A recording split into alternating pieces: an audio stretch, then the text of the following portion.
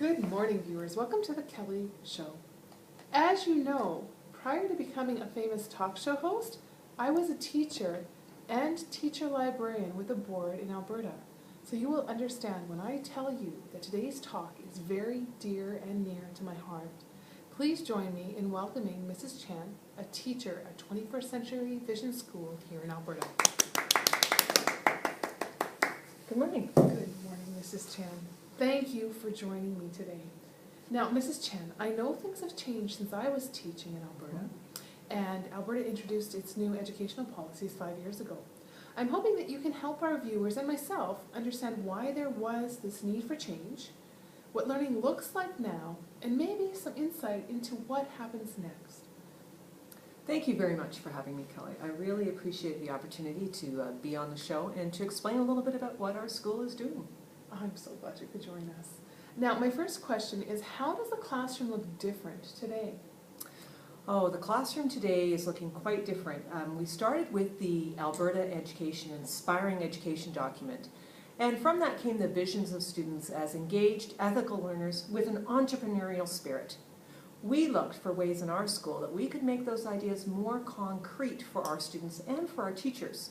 So we decided to focus on the 5 C's: critical thinking, creativity, collaboration, communication, and citizenship.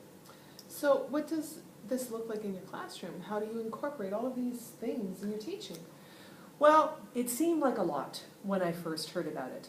But the research from the Partnership for 21st Century Skills and others such as Jason Oler helped me to realize that this was an essential piece to prepare our students for a world that is constantly evolving and becoming more globally connected. Then I looked at what I was already doing, which was already indeed a base of the 5 C's, but my big goal was to look at my lesson planning differently. As I looked through the new curriculum, I reflected on how I could teach this in a collaborative way, including scaffoldings for students to use critical thinking skills, and the ability for them to use their own creativity to communicate their learning and share with others, including social networking. Social networking? Is that good in schools? I mean, don't they spend enough time chatting on social networking sites outside of school? Well, with social networking, students have the opportunity to make real social, cultural, and political impact. So we've taken our filters off of our school. Do you think students can make a difference? Well, all you have to do is look at the 2009 election of President Obama to understand that he was elected through young people coming together on a social networking site and creating change in that way. You know, when I think back to earlier, you only mentioned 4 C's. True. Citizenship is embedded throughout, as is the use of technology. So today, if you walked into my classroom, you'll see students who are working at their own pace.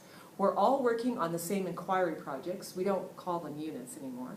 And students are collaborating on the project we're doing right now with students from around the world. I rarely lecture in front of my class. I usually vodcast my lessons.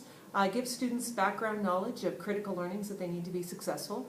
And their assignment is typically a blog post reflecting on what I've taught them, a question or a clarification they have, and they need to answer that question or look for that clarification themselves using the databases and pathfinders that our teacher librarian has designed. Most of my students tend to watch the podcast at home, so they come into class ready to work on their reflections or their inquiry projects. And at that time, I check in with what they're doing, help them to find answers to questions that they might have, and I do a quick assessment check-ins to see who might need a little bit of extra support. What about students, though, who don't have that technology at home? Yes, and there definitely is a problem with that. Watkins, a researcher back in 2009, discussed the problems with have and have not students and where technology is concerned. Our students are able to access the library computers before, during, and after school, as well as lunches. And if they have Wi-Fi at home, they can check out the old netbooks, and if they don't, they check out the newer 3G netbooks from the library using the district's data plan. This allows all of our students to access technology. Even so, the digital divide still exists because many students' parents are not familiar with the ins and outs of the internet, and so these students' computer use at home is unsupervised. This is where our digital citizenship project comes in. So why do you call it digital citizenship? Well, really, it is just good citizenship in the digital world that mirrors the real world. Our neighborhood is now becoming a global neighborhood, and we would like our students to be global good neighbors. The digital part is that we know technology is powerful. It amplifies whatever we do. And we need to make students aware of the consequences and the implications of their digital